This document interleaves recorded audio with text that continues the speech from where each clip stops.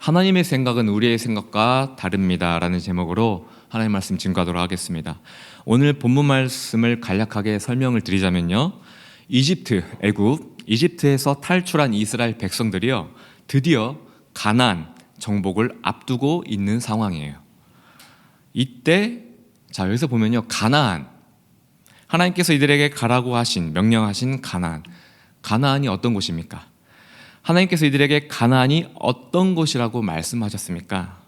바로 젖과 꿀이 흐르는 옥토, 그러한 땅이라고 말씀하셨죠. 우리는 젖과 꿀이 흐르는 옥토라고 듣게 되면요, 벌써 이것부터 우리는 상상을 하게 됩니다. 산이 둘러져 있고 앞에는 7수의 넓은 강이 쫙 펼쳐져 있고 흙은 열매를 맺기에 아주 좋은 그런 토양이며, 여하튼 사람이 살기에는요 최적화된 땅, 그래서 젖과 꿀이 흐르는 가나안, 우리는 이렇게 생각한다는 것입니다. 그렇죠? 그런데 과연 그럴까요? 오늘 본문 말씀은요, 하나님께서 우리의 상상과는 다르게 정반대로 말씀하고 있다는 거예요. 먼저 9절에 보면요, 너희에게 줄 젖과 꿀이 흐르는 땅에서 너희의 날이 장구하리라. 얼마나 멋집니까? 하나님의 말씀이요. 그렇죠? 이스라엘 백성들은요, 저마다 각자의 아름다운 삶들을 꿈꿨을 거예요. 그리고 기대했을 거예요. 그리고 계획했을 것입니다. 자, 이제 10절에 보면 하나님께서 아이러니하게 말씀을 하세요. 너희가 들어가 차지하려는 가나안 땅은 너희가 나온 애굽 땅과 같지 아니하니. 이게 핵심 포인트입니다. 너희가 들어가 차지하려 하는 가나안은 너희가 나온 기존에 살았던 이집트와 같지 아니하니. 왜 같지 아니한지 하나님께서 말씀하십니다. 이집트에서는 너희가 파종한 후에 발로 물대기를 채소밭에 댐과 같이 하였거니와. 이게 무슨 말씀인지 아십니까? 이들이요, 종살이했던 이집트는 다시 말해서 세계적인 곡창지대예요. 세계적인 곡창지대. 이집트에는요 나일강이 있습니다. 사막 지역과 달리 믿어지지 않을 정도로 비옥한 땅이에요. 여기서 생산되는 양배추는요 일반 것에 비해 약 2배 내지 3배가 더 컸다고 해요. 양배추가. 이들은 양수기를 이용해서요 발로 밟아서 나일강의 물을 끌어올렸습니다. 그리고 채소밭에 물을 줬다는 겁니다.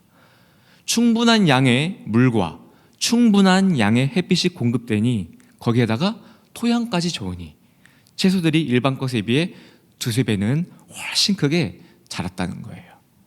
이것이 나일강이 가져다준 유익이라는 거예요.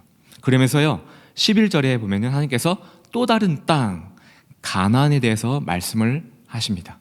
너희가 건너가서 차지할 가나안 땅은 산과 골짜기가 있어서 하늘에서 내리는 비를 흡수하는 땅이요, 내 하나님 여호와께서 돌보아 주시는 땅이라.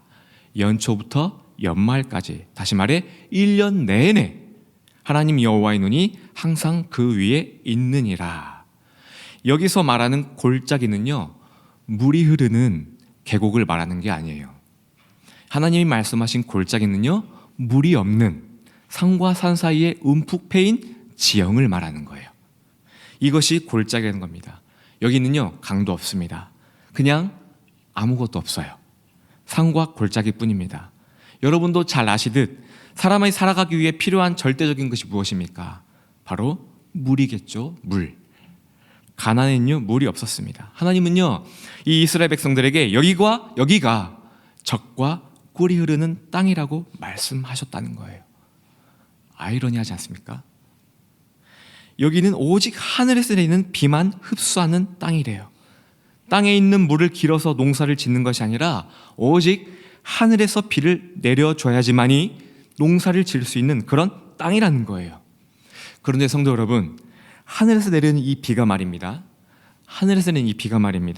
그냥 올 때가 되면 오고 그칠 때가 되면 그치는 그런 것이 아니에요.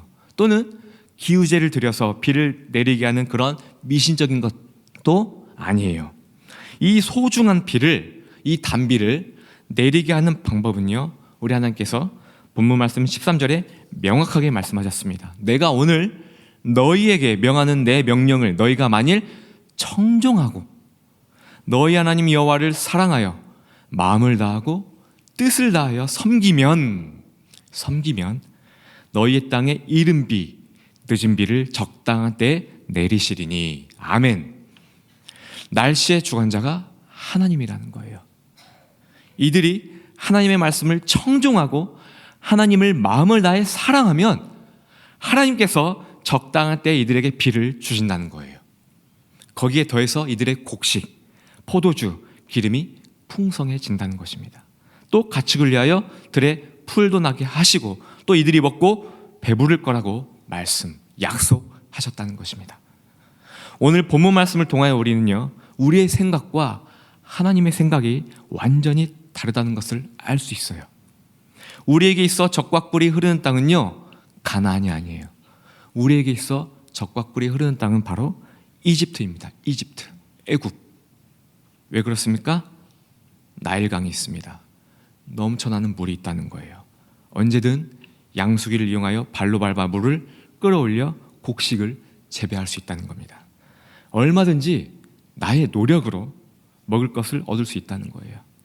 얼마든지 나의 노력으로 돈을 벌 수 있다는 겁니다. 이것이 우리에게 적과 꿀이 흐르는 땅이라는 겁니다. 그런데 하나님은 왜 이 좋은 곳에서, 이렇게 좋은 곳에서 이스라엘 백성들을 끄집어내셨습니까? 그 이유는 바로 이들의 삶에 하나님이 없었기 때문이에요. 이들의 삶에 예배가 없었기 때문입니다.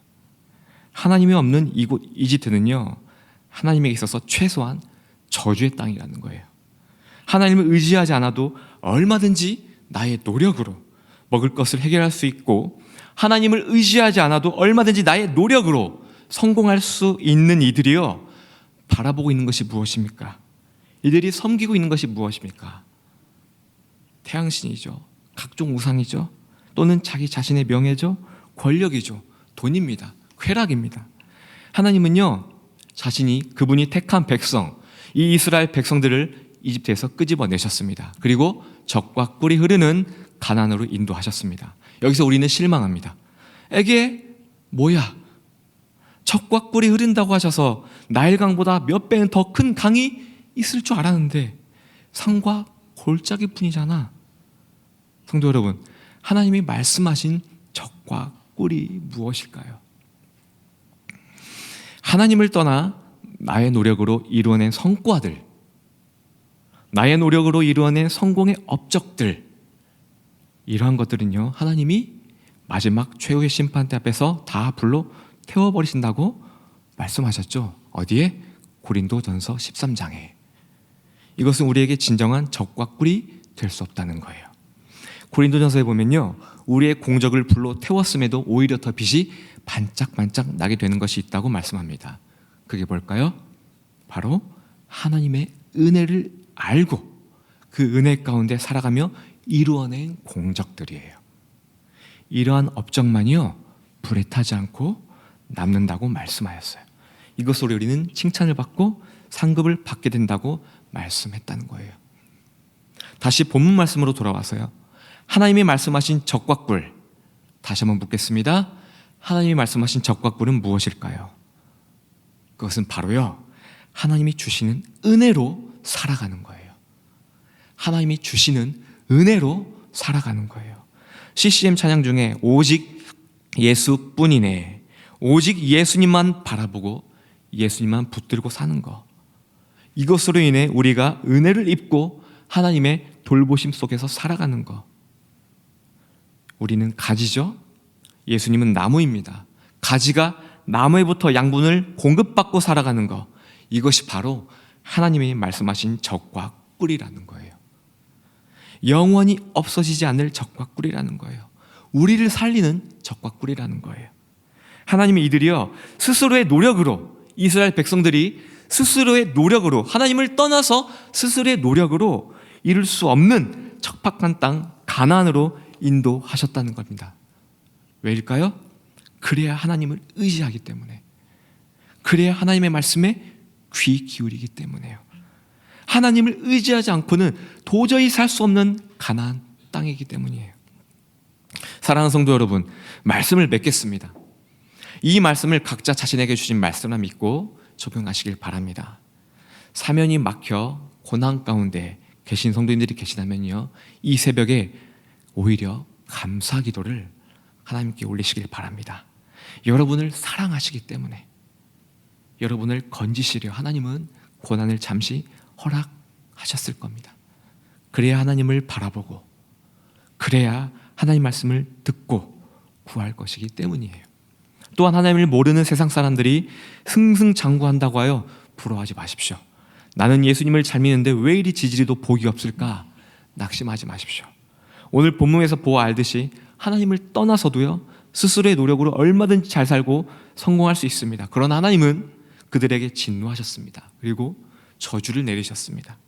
하나님은 자신이 택한 백성은요, 스스로의 노력으로 잘 살고 성공한 것을 결코 원치 않으신다는 거예요. 오직 예수뿐이네. 오직 예수님만 바라보고 예수님이 주시는 은혜 속에서 예수님의 돌봄 가운데 살아가는 것을 원하신다는 거예요. 그로 인해 예수님이 주시는 축복을 누리며 살아가는 것을 원하신다는 것입니다.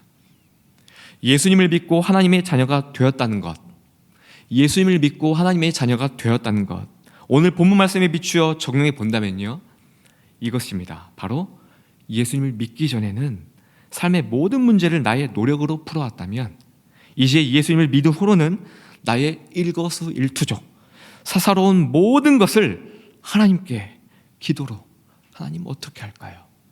예수님 어떻게 할까요? 어떻게 할까요? 어떻게 할까요?